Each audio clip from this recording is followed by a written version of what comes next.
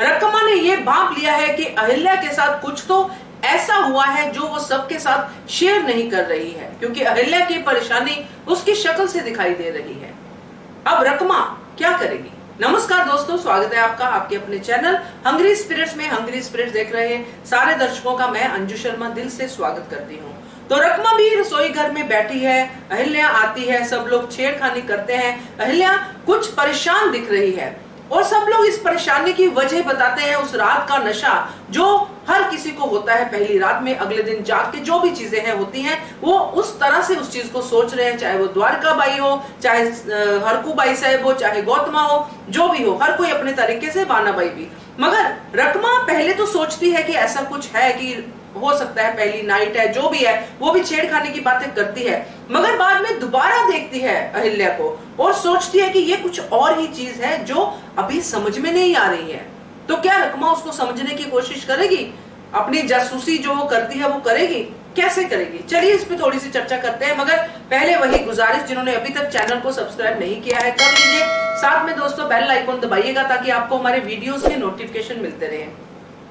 रकमा जो अहिल्या से शायद थोड़े साल ही बड़ी है, 2-4 साल ही बड़ी होगी, क्योंकि जब अहिल्या की शादी हुई थी तो रकमा उससे पहले ही उस घर में दुल्हन बन के आई थी। और धर्मपुत्र तुकू जी जो हैं मल्हार राव होलकर के, उनकी वाइफ बन के, और वो अपने आप को मल्हार राव होलकर की बहुत बढ़िया वाली सुनवाई समझ रही थी। शासन की जो मालवा का शासन है उसकी गद्दी की मालकिन भी समझ रही थी। मगर जब खंडेराव की शादी होती है, अहिल्या आती, तो कंपटीशन शुरू हो जाता है देवरानी और जेठानी में। अब यहाँ पे रकमा शुरू से ही अहिल्या के खिलाफ है, जबकि वो जानती नहीं, पहचानती नहीं, कुछ नहीं, मगर एक जेलसी का फैक्टर उसके अंदर है। और जब बड़े हो गए हैं सब लोग, यानी कि अहिल्या बड़ी हो गई, खंडेराव बड़े हो गए, सब लोग बड़े हो गए, तो वो फैक्टर गया ही नहीं। अब ये देखना बहुत जरूरी है दोस्तों कि रकमा को ये बात जो उसने पढ़ी है कि अहिल्या की जो चेहरे की जो हवा उड़ी हुई है, जो हवाइयां उड़ी हुई है, उसके पीछे का कारण क्या है। तो रकमा इस बात की जानकारी जरूर तुक्कू जी से लेगी, बहाने से कुछ ऐसा करेगी कि तुक्कू जी के सामने सच्चाई आए और तुक्कू जी उस सच्चाई को रकमा को बताए।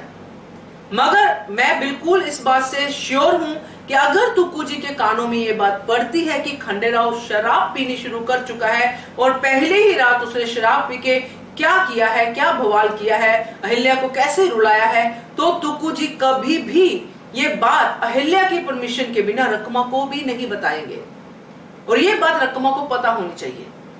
अब दूसरी चीज, रकमा का एक तो ये हो गया कि तुक्कू जी के साथ बात करना, दूसरा वो द्वारिका को किसी तरीके से भड़काने की कोशिश करेगी कि देखो कैसा है, शक्ल की हवाइयां ऐसे तो नहीं उड़ती हैं, अगर प्रेम मोहब्बत से निकली हो रात तो ऐसा तो नहीं होता है, ये तो बड़ी डरी सहमी और ऐसी लग रही जैसे पता नहीं इसके साथ क्या हो गया हो।